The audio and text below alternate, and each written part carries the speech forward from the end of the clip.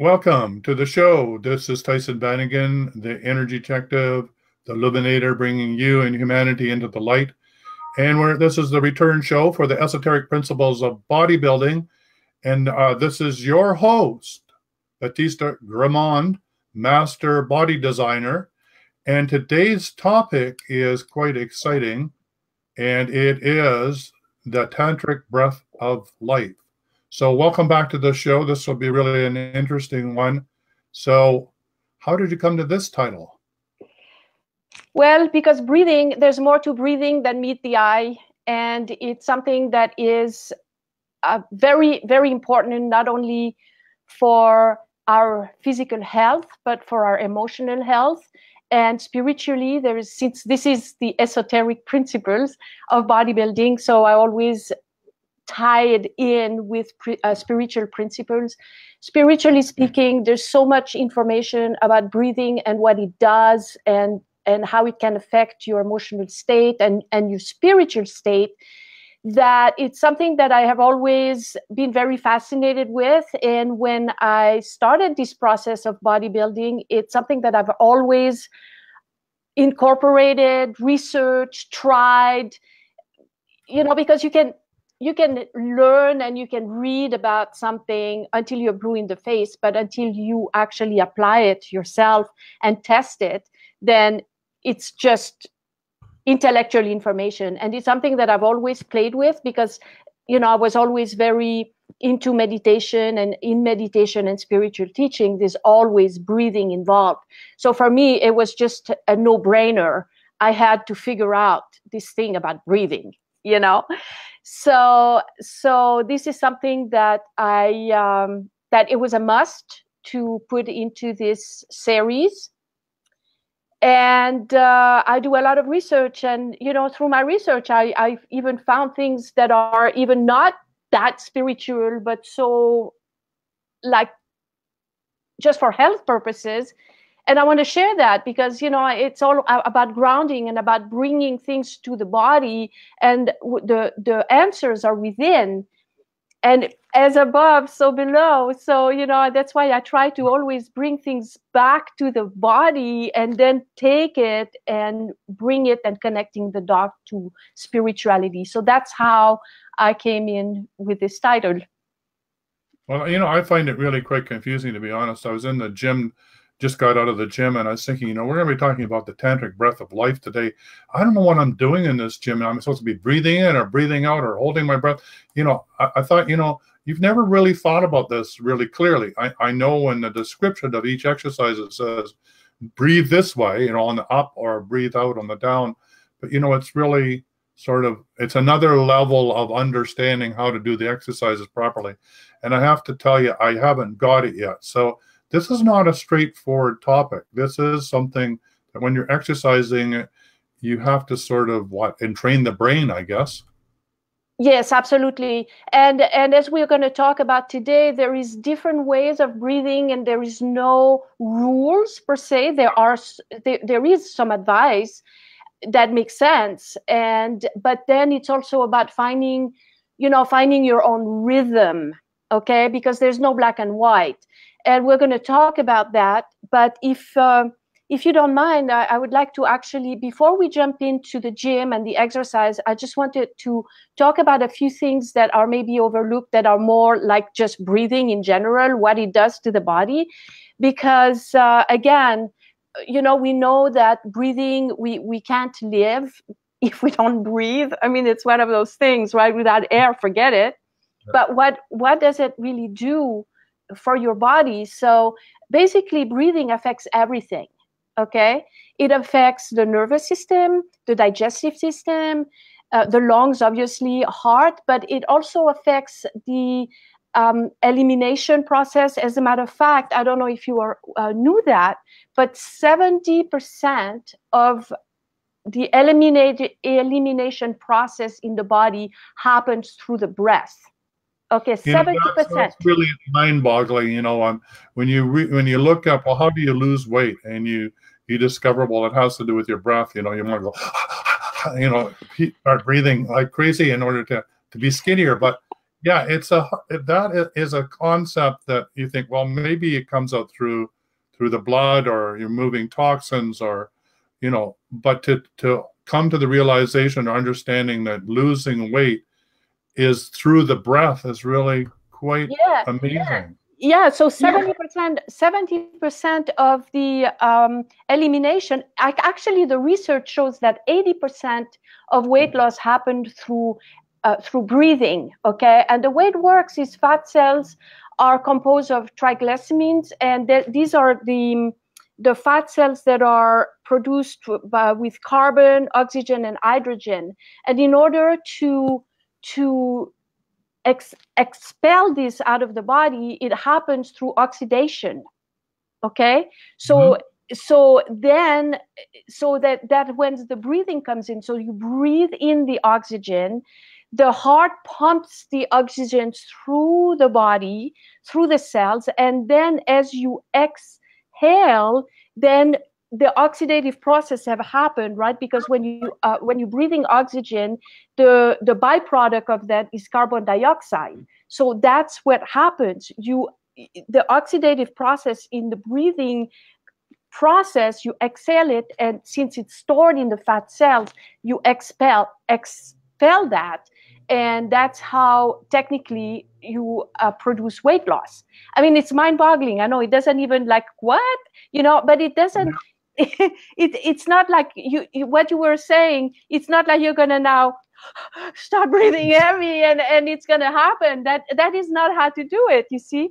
Because what happens, and it's funny that you did this, because this is exactly what happens. People think of breathing and they go, okay, but the breathing, this is a common mistake on breathing. We breathe, and because of stress or poor posture or traumas and all these things that we talked about in the past episodes, we actually lost the ability to breathe in a healthy way. So we kind of breathe from the from up here. So you don't actually use the full potential of the breathing, where you can actually store the oxygen and actually use it efficiently through the body. So when you do that, and that happens a lot of the gym, because you are actually making an effort because you're lifting weight. So you're going to go like this. Okay. So what does that do? That places extra tension on the shoulder, and it's going to actually accentuate and bad posture and all those negative things that we talked about in past episodes, about storing the emotions in the neck, about shutting down the connections to the brain, and all these things that we talked about in the other episodes. Okay, so this is why we really actually, and this is something that was very, very difficult for me to not only to do because of my ballet background. You see, in my ballet background, we're always taught to pull the stomach in. Okay, so we're always conscious of, and there is a fine line between pulling the stomach in and holding the core strong and still being able to breathe, what is called belly abdominal breathing. Okay, well, so wearing your croissant, what do you call it, around your belt around your waist, the croissant, that's all that, when the women in the used to lace themselves up. I mean, if you're doing ballet, it would really restrict your ability to breathe down there, wouldn't it? Absolutely. But that is like one of the mistakes of people and ballet. It's so aesthetic. You're always looking at your weight, and you're always wearing those tiny costumes and everything. You definitely don't want your belly to pop out, right? So it's just So it's but there is a fine line between finding that core strength and still allowing the breathing to come from the diaphragm and to bring it up to the body. And what happens is, when you do this, you actually are able to hold more air. So when you teach your body to do that, you actually increase your oxygen, your lung capacity. that when you just take really shallow breath from up here, then your body basically doesn't hold enough oxygen to really work properly. But Right. why do we need the oxygen in the body? Like when you exercise, what you need to understand is when you exercise is your muscles need the oxygen to produce the energy necessary so that they can work.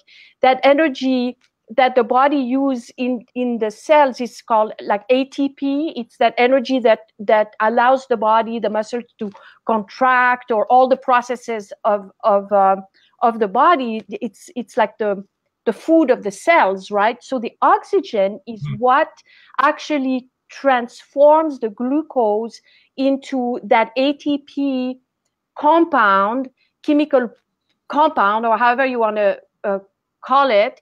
And that allows the muscles to actually work efficiently.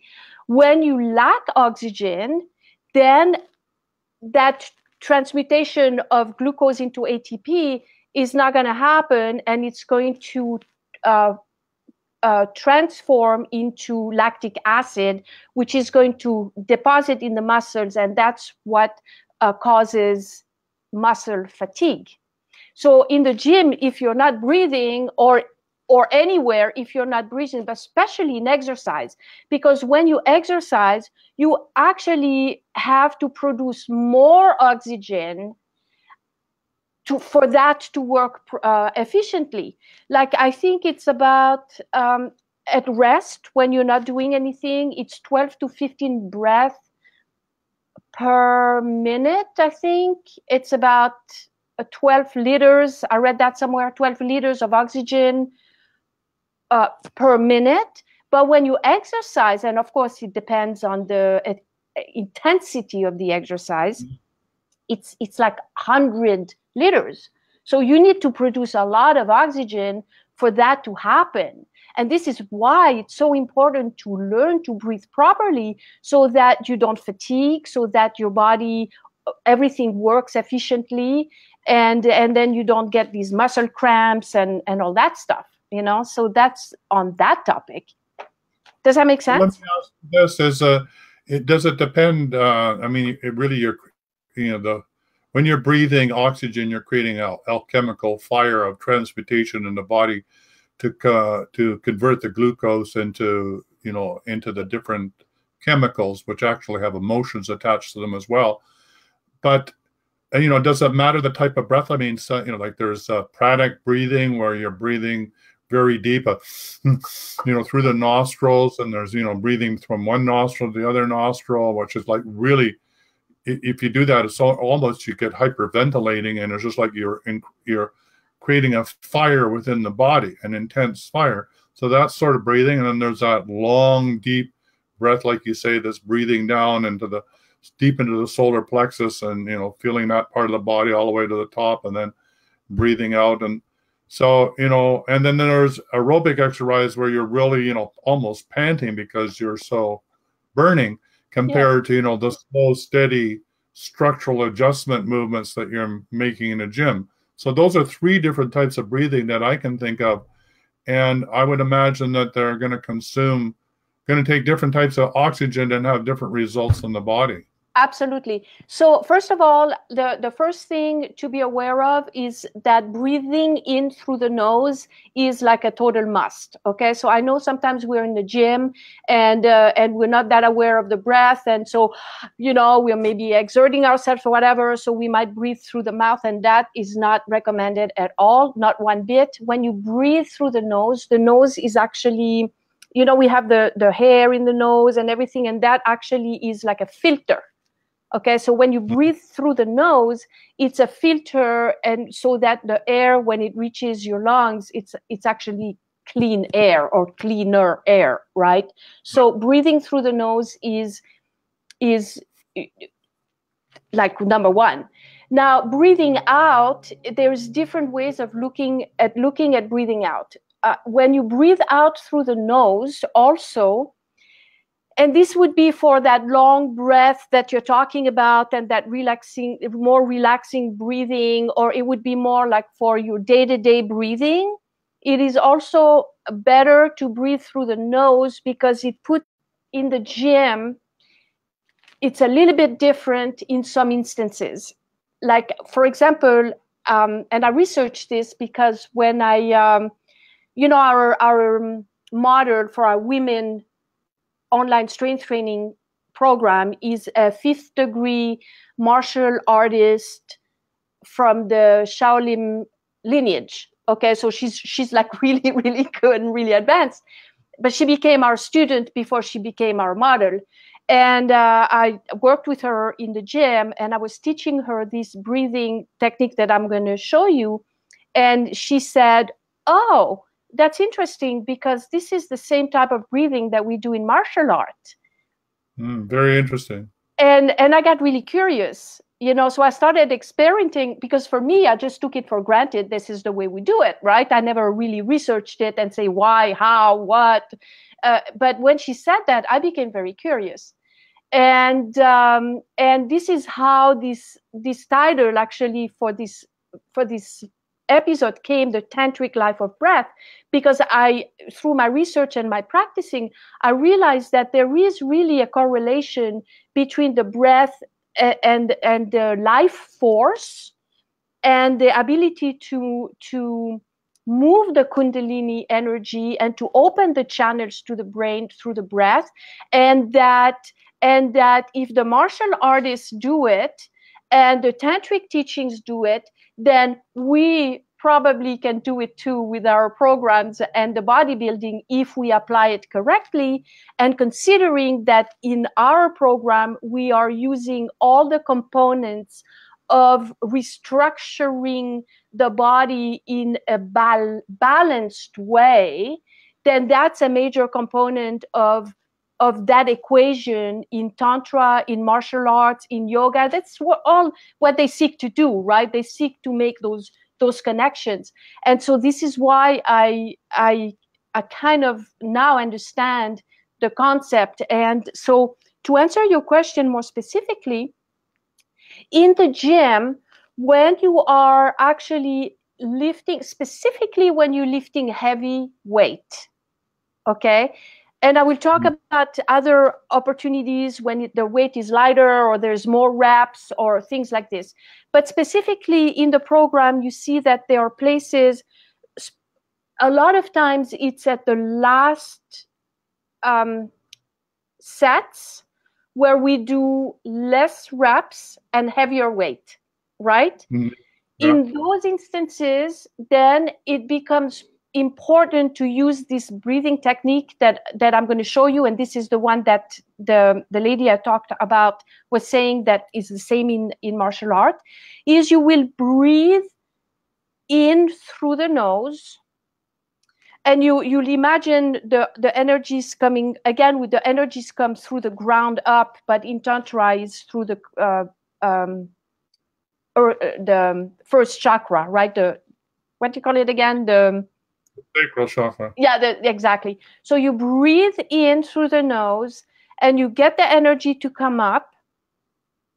And then and this happens really fast, because you're working with weights. But when at the exertion part of the movement, like if you were doing a leg press, for example, it would be then when you're pressing the leg up, then you're going to release the air and you're going to put your tongue on the roof of your palate, like this, and you're going to kind of, like if you're smiling, for example, like this, and you're going to release the air with a sound. So you breathe in, and then you breathe out with a and so that's when you're pushing. That's when you're pushing. Exactly. That's when you're pushing. Okay. So, what about when you're lifting? Sorry, I'm probably jumping you around here. When you're doing what? When you're lifting a weight. Oh, same thing. Yeah, it's at the exertion moment. Okay, so you have the moment where you prepare, like in the curl. Yeah. You breathe. Well, actually, for the curl, it would be the opposite. Right. Yeah. Yeah, this is where it gets a bit confusing. Is which one do you use at which which exercise. But okay, so when you're pushing and doing, you know, like a heavy weight with your legs, you are actually expelling with a bit of a hiss with the tongue on the top of your mouth when you're pushing out, right? Exactly. Yeah. Exactly. Yeah. Now you were describing and then you stopped describing. You were talking about the circulation of the breath, and you were motioning it going over the top of your head. Do you want to explain that a little bit more detail? Yeah. Because we're working with. Oh, I have an echo again. Do you hear the echo? No, but I'll put in my headphones. Keep going. Yeah, there's definitely an echo now. Okay, so yes, so what happens is because we're working with the kundalini energy, and we're working with, we're working with consciousness, and we want to actually integrate all these principles and these tools. Then what happens is we talked about the energy coming from the ground up. So you're going to take the energy, breathe the breath of life up your spine, which is really up the chakras and, you know, the energy centers of the body. And again, we talked about this in another episode, so we don't need to go back to that. But you're going to breathe the energy up through the spine into the chakras. You're going to bring it all the way up in the back of your skull. And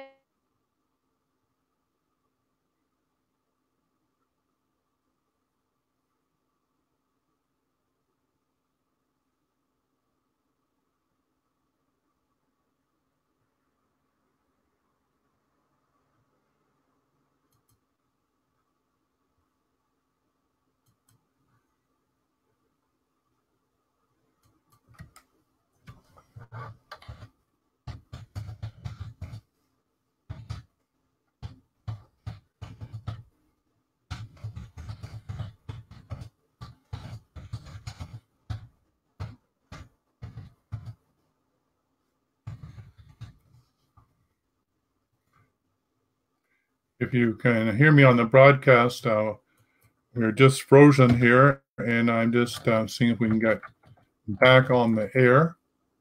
So give me a sec here. I just let Batista know, and she'll be coming on any moment now. Lindsay, Bonnie, thank you for showing up. Please share this to your network. Great topic, eh? The Tantric breath of life. And Shoshana Peltier, welcome to the show. I hope you're learning lots about the breath of life, the Tantric breath of life, and how that relates to the exercises that you may be doing in your life. So we're just waiting for Batista to come back on, and we'll continue the show here. I'm just going to go over in Messenger. Come on back on.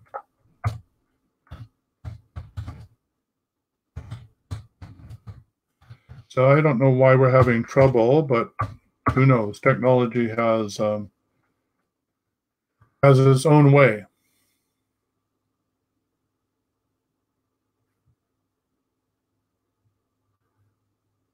Oh. All right. So. All right. So.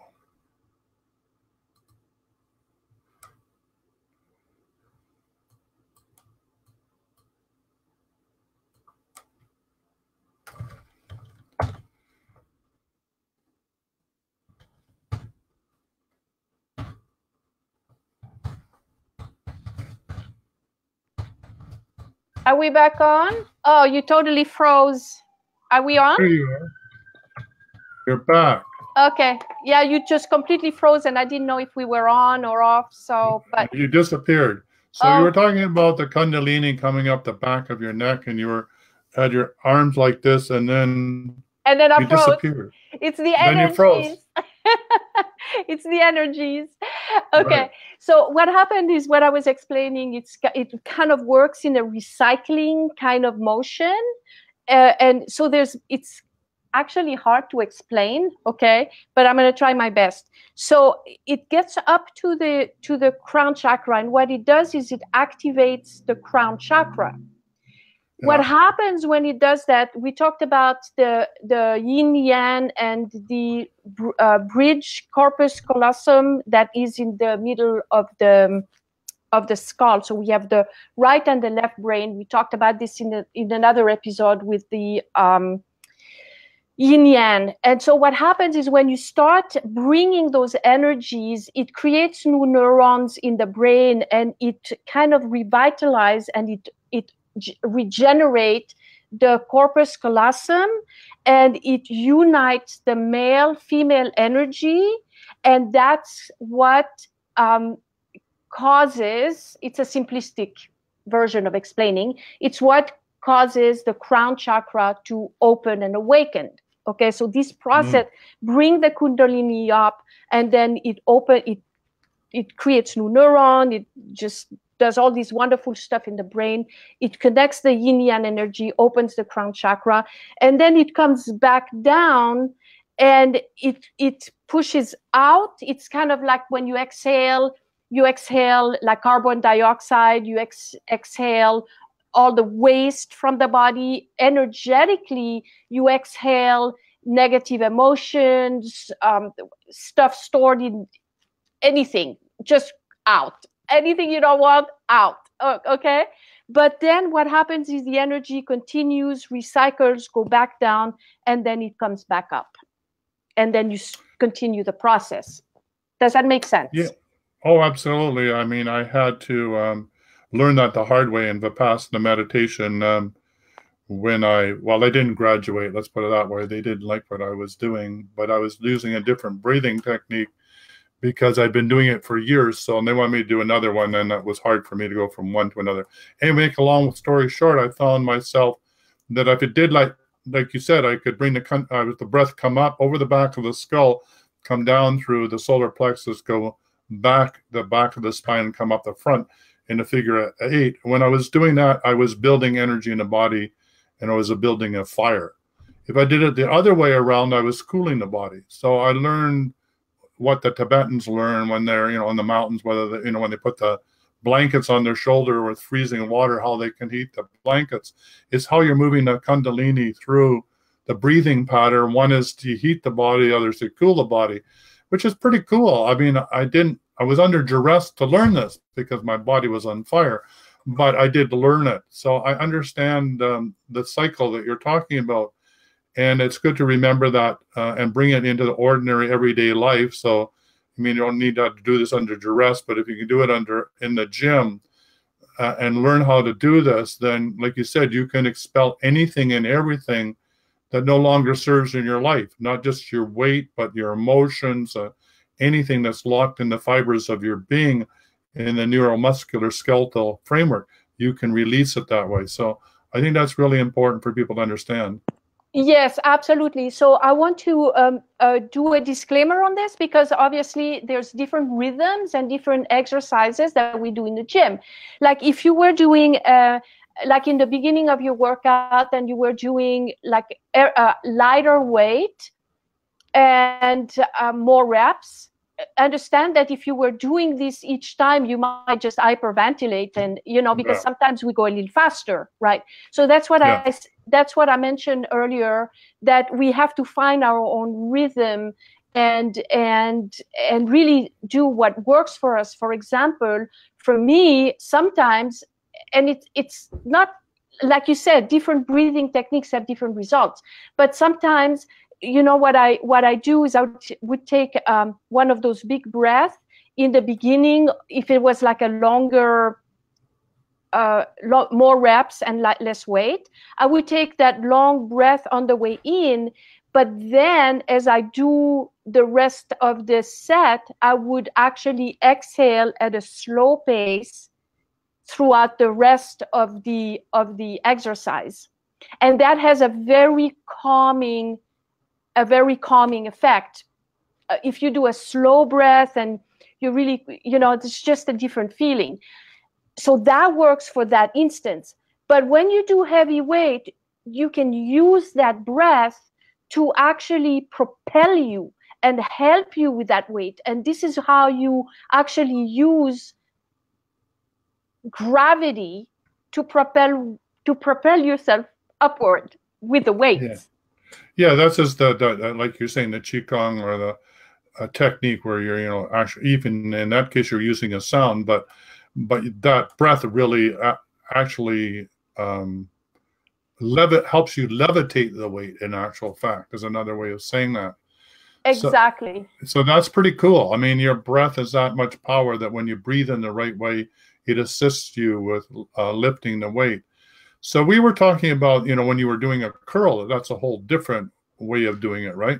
Yeah, exactly. Because usually when you do a curl, for example, and it's a totally different feeling, like when you do the leg press, like I explained, it's heavy weighted sometimes, so you really need that push.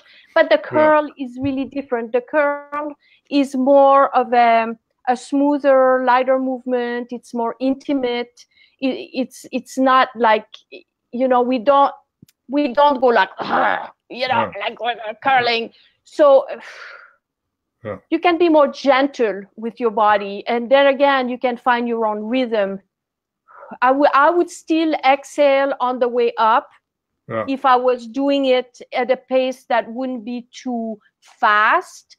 Yeah. Okay. But you know what I mean. But you could, you know, you can also do the other technique where you actually take a breath in and then just let it exhale softly as you do the exercise. I want to tell you something though, is that this is very advanced, okay? Because when you first learn to train, especially the way we do, because we do things right and we care about form, technique, that the most important thing that you need to do when you begin is just not hold your breath. Yeah, I was just going to say that the tendency for most people, certainly for me, is if I'm not consciously thinking about what I'm doing, is to hold your breath. And that's going to give you a headache. It's going to give you pressure in the upper head. Don't do that. Don't do that. Yeah. And you know, there are bodybuilders that use the technique of holding their breath. It is like officially in the book of bodybuilding. It's called the Valsalva maneuver, where they actually hold their they as they prepare, they hold their breath. They breathe in, and then as they make the effort, they hold their breath, and then, you know, after that they exhale. Yeah. But we don't recommend that because it can create. If you watch the videos when they do that, some of them just throw up on the, you know, and they spew all over the place because all of what's in their stomach comes out. So I mean, that doesn't sound to be too healthy to me. No, it's not, and it can cause blood vessels. The blood vessels can pop. It can even cause strokes. Yeah. You know, so don't do that. So at the beginning, the easiest thing to do when you get started is really to remember to breathe through your mouth, through your nose. Excuse me. You know, don't want to breathe through your mouth. Through your nose. And then the easiest way to remember is that you would breathe in when there's no effort and breathe out when you make the effort. That's the easiest thing to remember. Basically, don't forget to breathe. Once you become very comfortable with the exercise and you don't have to think about the million other things that you need to think about, because to do it right, if you're a beginner, then you can start playing with the breath and using some of those techniques that we talked about today, you know. Yeah, so that advanced technique, I'm going to start using it, which is that hiss on the exhale and putting the tongue on the top of your mouth. I know that's very powerful in other techniques, right? Yes.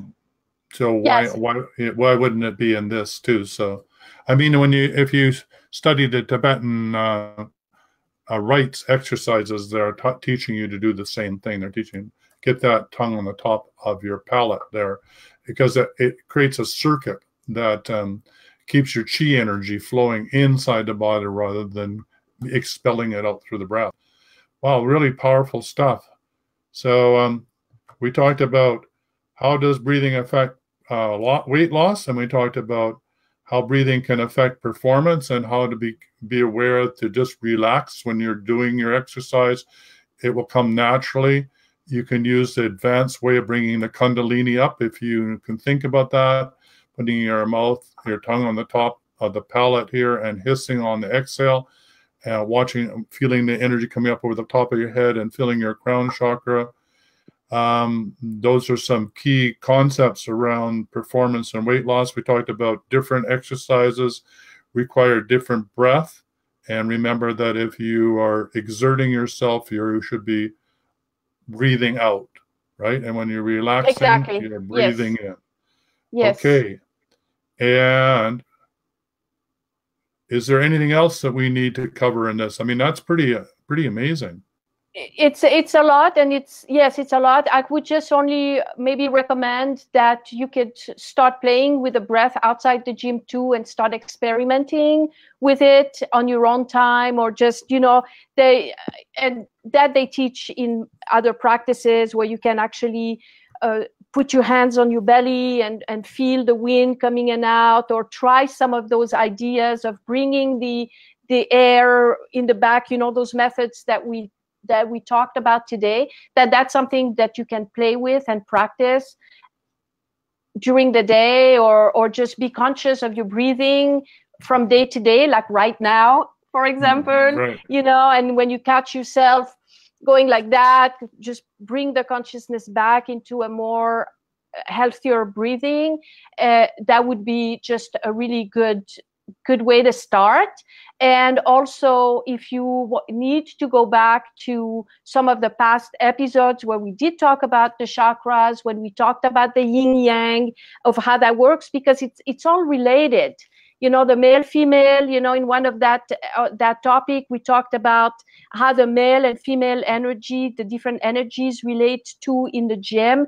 We're talking about this. When we're doing this breathing, we are actually we're reuniting the male and female energies inside the body. So I know that maybe you've already listened to the past episodes, but sometimes it takes many different times to listen to the same thing. And when you have another piece of information added onto it, maybe then you go, oh, I get it now. You understand it a different way.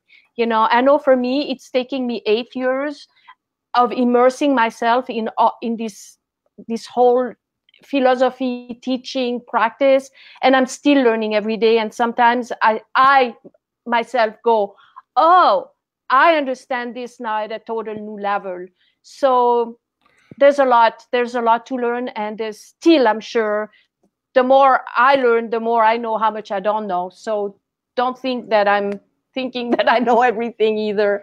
So can you say something quick about the connection with the yin yang? Can you sort of summarize that? I know people can go back and listen to that, but can you sort of tie it together with what we just learned with the breath and the yin yang?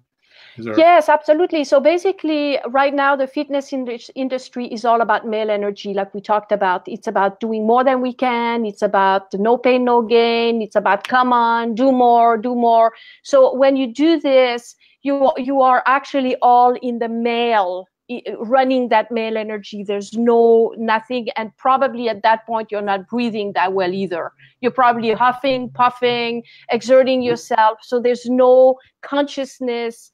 And, you might build a little bit of a muscle or lose a few pounds or whatever, but when it's not what we're talking about here, okay? It's mainly male, male, male. So when we learn to actually embrace ourselves through this process that we teach, and even when we didn't talk about the breathing, we're talking about working from an empowerment place inside of our body where we connect the dots, because you see, it as above, so below. So the nervous system connects the dots to create new neurons in the brain. Then we talked about the chakras, which is kind of like the spiritual nervous system of the body that opens those new spiritual neurons in the brain. And now we're talking about adding the breathing to now put everything into perspective, where now we're adding the breathing as an additional tool where we can now again reconnect the male, female, and not only intellectually, but physically to open the crown chakra and let the kundalini energy to flow.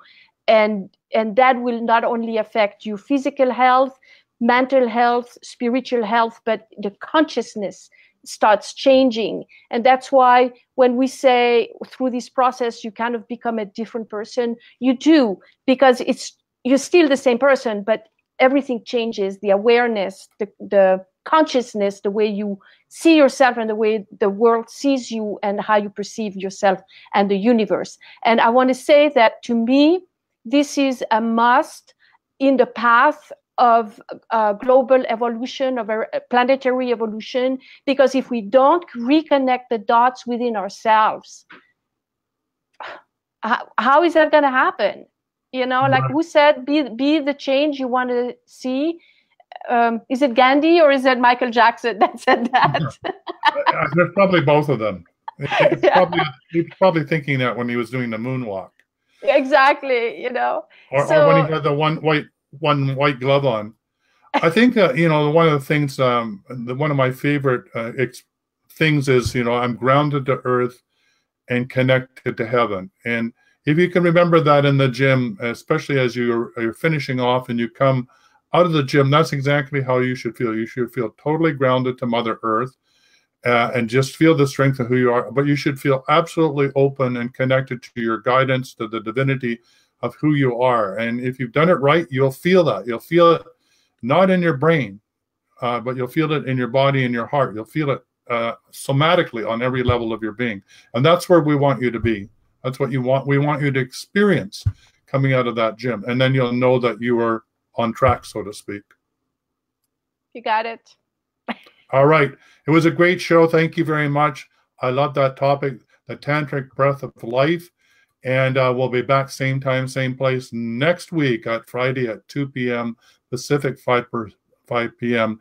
Eastern. And do you have an idea what the next one is?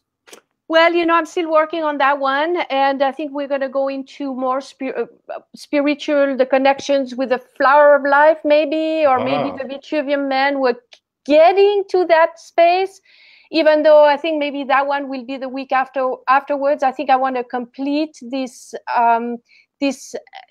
all that we've talked about up to now with meditation versus active meditation. But we might transcend into those other topics that are more, you know, esoteric. So it sounds like we're going up level next week. Yes, we're definitely going to bring it to there. I think we covered a lot of the basic things of the body and yeah. Well, for those that are listening to the show, thanks for showing up. And of course, catch us next week, same time, same place. Well, thank you ever so much, Batista, and may you have a great week. Thank you. You too. Bye-bye. See you next week. All right. Bye for now. Bye for now.